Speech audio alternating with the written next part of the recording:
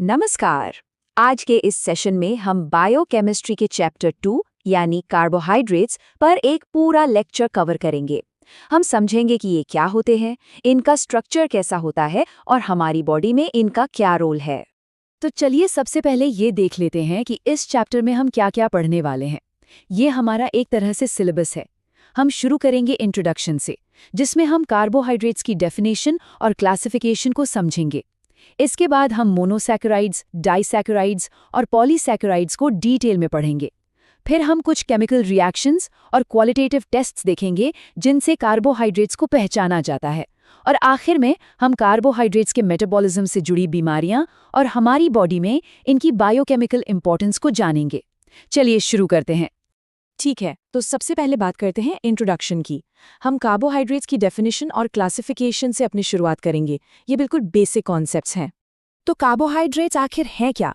देखिए, डेफिनेशन कहती है कार्बोहाइड्रेट्स आर पॉलीहाइड्रोक्सी एल्डिहाइड्स और कीटोन्स और compounds derived from their hydrolysis.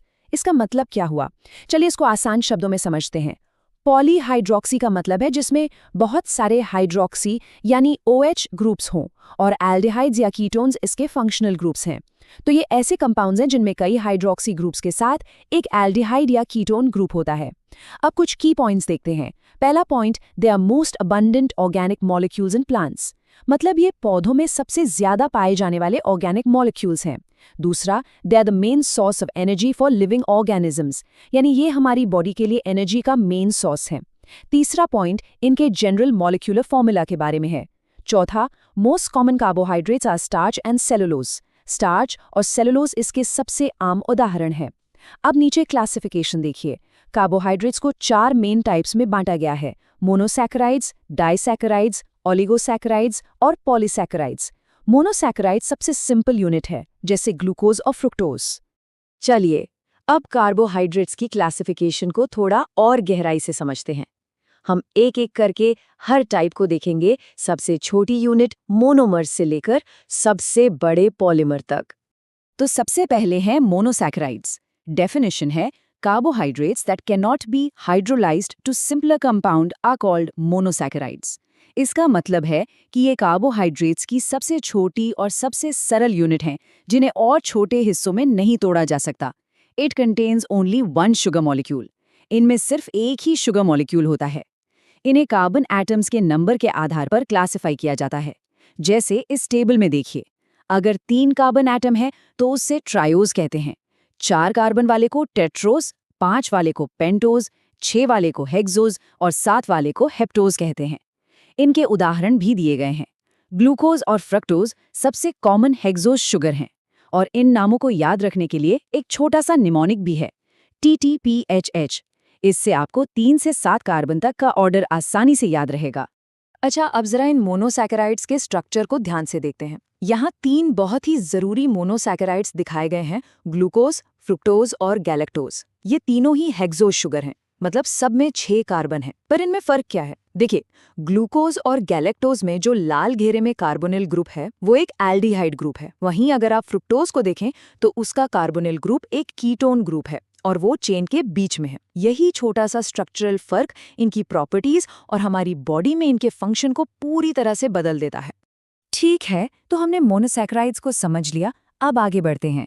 जब 2 मोनोसैकेराइड यूनिट्स आपस में जुड़ती हैं तो क्या बनता है? डाइसैकेराइड। यहाँ देखिए, disaccharides gives 2 monomeric units on hydrolysis. मतलब इनको तोड़ने पर 2 मोनोमर यूनिट्स मिलती हैं। इसके उदाहरण हैं माल्टोज और सुक्रोज, जिसे हम आम भाषा में चीनी कहते हैं। अब बात करते हैं ओलिगोसैकेराइड्स के। They give 3 to 10 monosaccharides on hydrolysis. मतलब जब 3 से लेकर 10 मोनोसैकेराइड यूनिट्स आपस में जुड़ती हैं तो उसे ओलिगोसैकेराइड कहते हैं। तो बस फर्क सिर्फ मोनोमर यूनिट्स की संख्या का है। यहाँ पर 3 बहुत ही कॉमन डाइसैकेराइड्स के स्ट्रक्चर्स दिखाए गए हैं। पहला है माल्टोज, जो 2 ग्लूकोज यूनिट से मिलकर बनता है। दूसरा है लैक्टोज, जिसे मिल्क शुगर भी कहते हैं। ये एक गैलेक्टोज और एक ग्लूकोज यूनिट से बनता है। और तीसरा है सुक्रोज, यानी हमारी टेबल शुगर, जो एक ग्लूकोज और एक फ्रुक्टोज यूनिट से बनता है। इन स्ट्रक्चर्स में ध्यान से देखिए, 2 शुगर यूनिट्स एक ऑक्सीजन एटम के जरिए जुड़ी हुई हैं। इस खास बॉन्ड को ग्लाइकोसिडिक बॉन्ड कहते हैं। यही वो बॉन्ड है जो बड़े कार्बोहाइड्रेट मॉलिक्यूल्स को एक साथ जोड़कर रखता है। अब बात करते हैं सबसे बड़े कार्बोहाइड्रेट्स की यानी पॉलीसैकेराइड्स की। देखिए, पहला पॉइंट है दे कंटेन हंड्रेड्स और थाउजेंड्स ऑफ मोनोसैकेराइड यूनिट्स। इसका मतलब है कि ये बहुत लंबी चेन्स होती हैं जिनमें सैकड़ों या हजारों मोनोसैकेराइड यूनिट्स जुड़ी होती हैं। ये नॉन क्रिस्टलाइन होते हैं और पानी में नहीं घुलते। इन्हें दो टाइप्स में क्लासिफाई किया गया है, होमोपॉलीसैकेराइड्स और हेटेरोपॉलीसैकेराइड्स। होमोपॉलीसैकेराइड्स में सभी मोनोमर यूनिट्स एक जैसी होती हैं, जैसे स्टार्च, ग्लाइकोजन और सेल्यूलोज, जबकि हेटेरोपॉलीसैकेराइड्स में अलग-अलग तरह की मोनोमर यूनिट्स होती हैं, जैसे हेपारिन। चलिए, अब दो जरूरी स्टोरेज पॉलीसैकेराइड्स, स्टार्च और ग्लाइकोजन के केमिकल नेचर को समझते हैं। पहले देखते हैं स्टार्च। पहला पॉइंट है it is made of amylose and amylopectin. Starch amylose और एमिलोपेक्टिन से मिलकर बनता है। दूसरा, it is major storage form of energy in plants, यानी ये पौधों में एनर्जी को स्टोर करने का मुख्य तरीका है। और तीसरा पॉइंट बताता है कि इसकी केमिकल प्रॉपर्टीज हाइड्रोक्सिल ग्रुप्स पर डिपेंड करती हैं। अब बात करते हैं ग्लाइकोजन की। It is also known as animal starch. इसे एनिमल स्टार्च भी कहा जाता है। It is a major form of storage of polysaccharide in animals and fungus. मतलब ये जानवरों और फंगस में एनर्जी स्टोर करने का मुख्य रूप है। और आखिरी point, it is not found in plants. ये पौधों में नहीं पाया जाता। तो हमने कार्बोहाइड्रेट्स की थ्योरी को काफ़ी अच्छे से समझ लिया है। अब हम प्रैक्टिकल साइड पर चलते हैं। इस सेक्शन में हम कुछ केमिकल रिएक्शंस और टेस्ट के बारे में जानेंगे, जिनसे हम कार्बोहाइड्रेट्स की मौजूदगी का पता लगा सकते हैं। सबसे पहले है डिहाइड्रेशन रिएक्शन।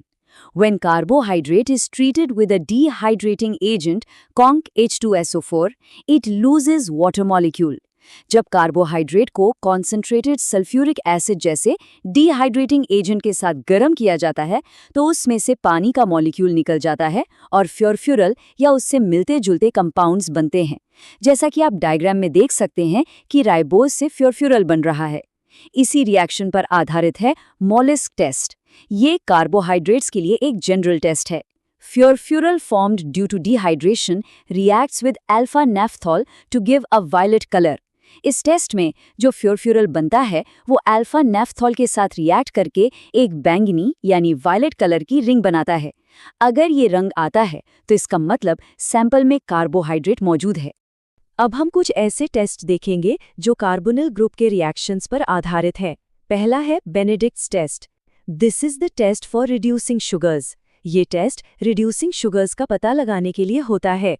रिड्यूसिंग शुगर्स वो होती है जो दूसरे केमिकल्स को रिड्यूस कर सकती हैं। When reducing sugar is heated with Benedict's reagent, it forms a red precipitate of cuprous oxide. जब हम किसी रिड्यूसिंग शुगर को बेनेडिक्ट्स रिएजेंट के साथ गर्म करते हैं तो क्यूप्रस ऑक्साइड का एक लाल रंग का प्रेसिपिटेट बनता है। नीचे नोट में एक बहुत जरूरी बात लिखी है। Sucrose is non-reducing sugar because both carbonyl groups are involved in formation of glycosidic bond. Sucrose ये टेस्ट नहीं देता क्योंकि वो एक नॉन-रिड्यूसिंग शुगर है। अब देखते हैं बारफोर्ड्स टेस्ट। ये टेस्ट सिर्फ रिड्यूसिंग मोनोसैकेराइड्स को पहचानने के लिए होता है, डाइसैकेराइड्स को नहीं। कार्बोनिल ग्रुप के कुछ और रिएक्शंस देखते हैं। पहला है फेलिंग्स टेस्ट।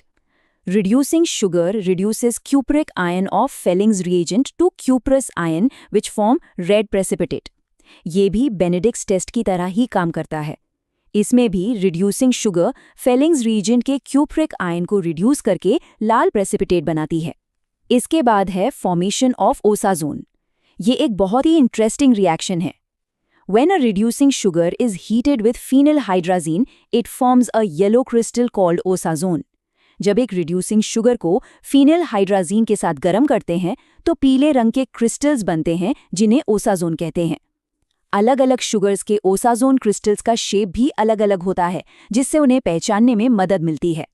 कार्बोहाइड्रेट्स रिडक्शन और ऑक्सीडेशन दोनों तरह के रिएक्शंस दिखाते हैं। सबसे पहले है reduction. Carbonyl group of a sugar is reduced to a hydroxyl group. इसमें शुगर का कार्बोनिल ग्रुप हाइड्रोक्सिल ग्रुप में बदल जाता है और एल्डिटॉल बनता है।